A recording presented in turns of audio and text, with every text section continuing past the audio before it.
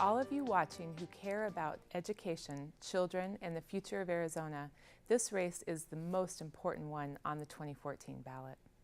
Arizona's governor has the ability to shape education policy, to veto state budgets unless they provide adequate funding for education, and to lead the charge, whether in the legislature or at the ballot box, for much needed reinvestment in education. On the Republican side, 8 candidates are running in the August 26th primary. The winner will go on to face Fred Duvall, the only Democratic contender in the November 4th general election. I'm going to focus today on the top contenders for governor on the Republican side, who are Secretary of State Ken Bennett, State Treasurer Doug Ducey, former business executive Christine Jones, and former Mesa Mayor Scott Smith. Surprisingly, there are some real differences among these candidates when it comes to education.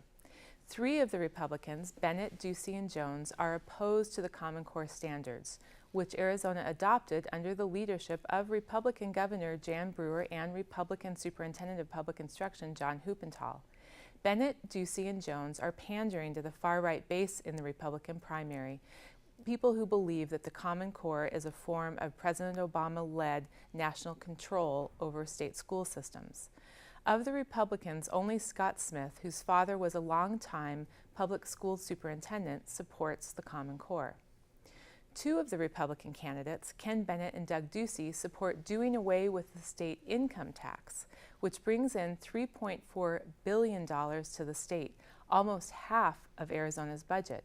Yet neither have any replacement revenue in mind. So executing this vision would clearly be devastating for our public education system, which already spends the least amount per pupil in the nation. Christine Jones and Scott Smith are not in favor of eliminating this source of revenue. Bennett, Jones, and Smith all talk about a need to reinvest in the state's education system. They differ in how they say that would be achieved. But Doug Ducey is the outlier in saying that money really doesn't matter in terms of education. Since Ducey has a real chance of making it out of the primary, I want to take a closer look at his comments and his record in terms of public education and funding in particular. First, I think it's important to note that all 3 of Ducey's children attend the elite Phoenix all-boys private school, the Brophy Academy. How much do he and his wife pay each year to send their children to Brophy? Well, last year tuition was $13,500 a child.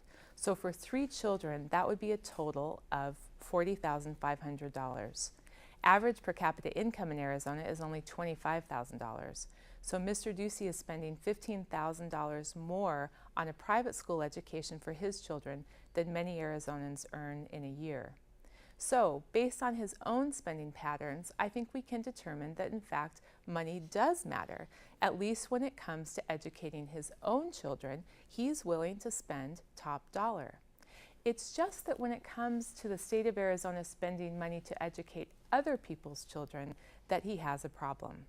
So, how much does the state of Arizona spend educating each child? Well, it's $3,287 after adjustments for inflation. That's about $10,000 less a year than it costs to educate a child at Brophy.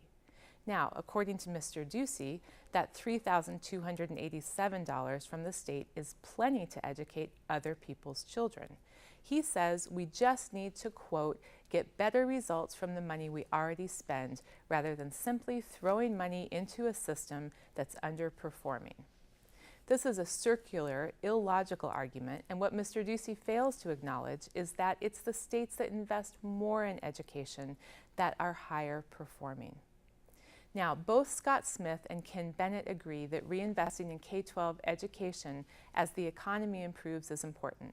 Jones thinks that more efficiencies and economies of scale can be achieved by districts across the state to put more money into the classroom.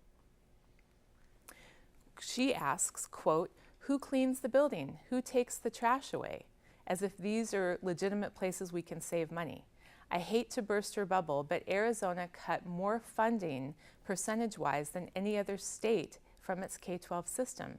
Teachers are already emptying their own trash, and bathrooms are already not being cleaned as often would be ideal. So you're not going to find the missing $3 billion that's been cut there, Christine.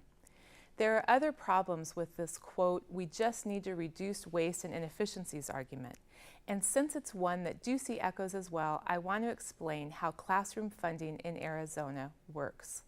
Every year, the state auditor releases a report stating that school districts are spending less in the classroom than ever before, now only 54 cents on the dollar. And every year when that report comes out, anti-public school politicians like Doug Ducey seize on it to claim that money is being wasted on school administration. And every year, education advocates try to explain the misleading nature of that figure, but it is always drowned out by the negative headlines and self-serving comments by politicians. So here are the facts. Arizona school districts actually spend the least amount per pupil on administrative costs than any other state in the union. And I'm going to repeat that. Arizona school districts spend the lowest amount per pupil on administrative costs in the nation, only 10% of all funds.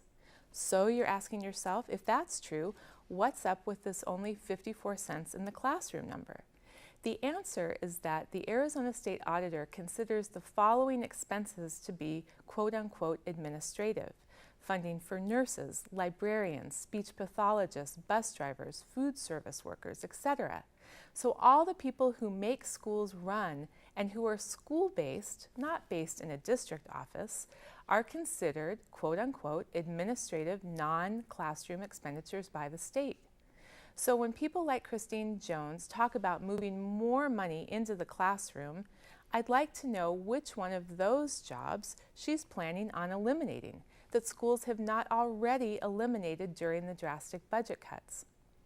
Now, if you wanted to really look for efficiencies in public education funding, I'd suggest looking at the charter school system, which spends twice the amount as district schools, so 20% on administrative costs, even though most don't provide transportation, food services, education for children with special disabilities, those costs that account for much of the non-classroom spending for districts.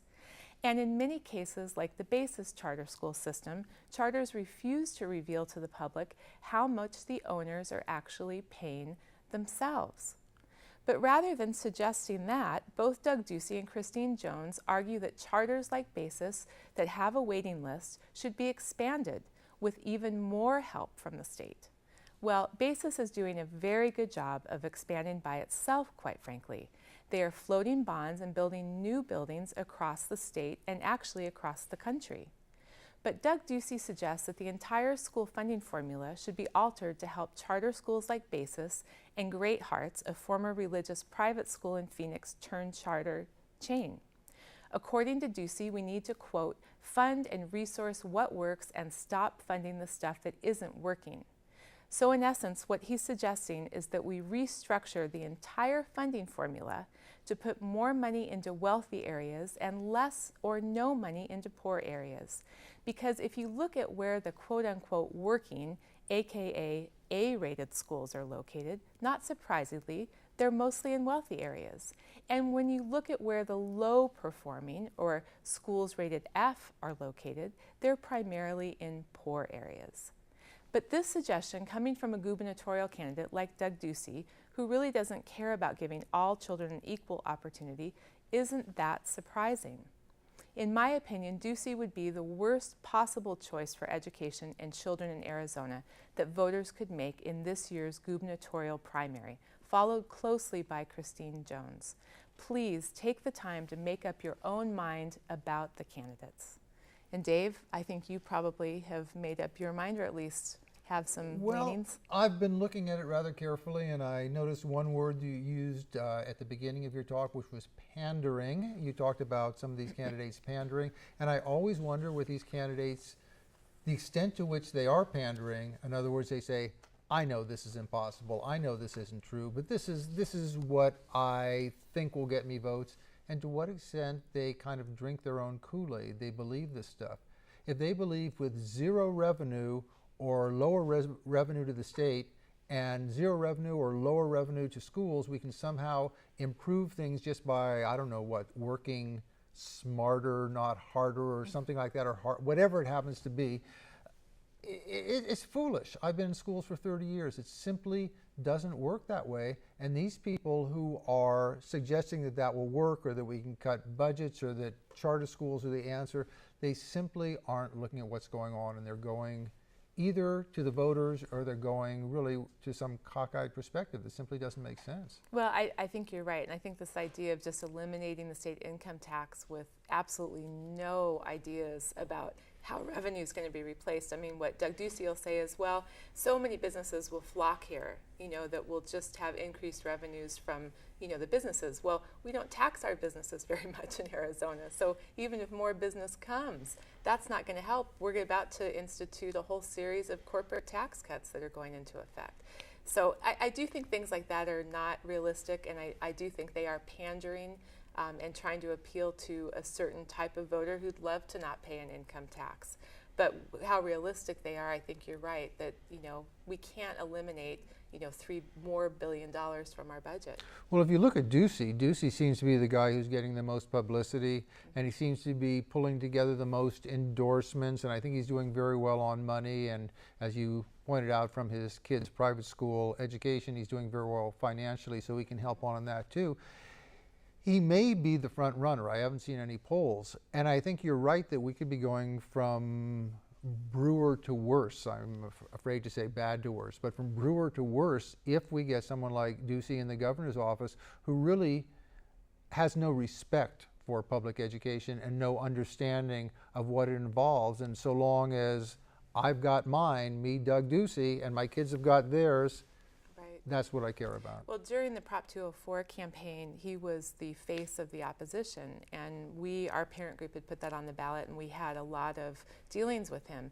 And I have to say that during that campaign, with the misinformation that he spread about public schools and the blatant disrespect he showed directly for school superintendents, for school teachers, it was rather revealing, I thought. And so I think he would be the worst candidate to be elected. So I would just advise not voting for him. But just a little bit of information before we leave here. The deadline to register for the August 26th primary is July 28th.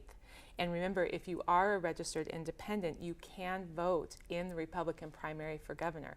The deadline to register to vote in November 4th general election, October, is August 6th. So please exercise your right and register and vote.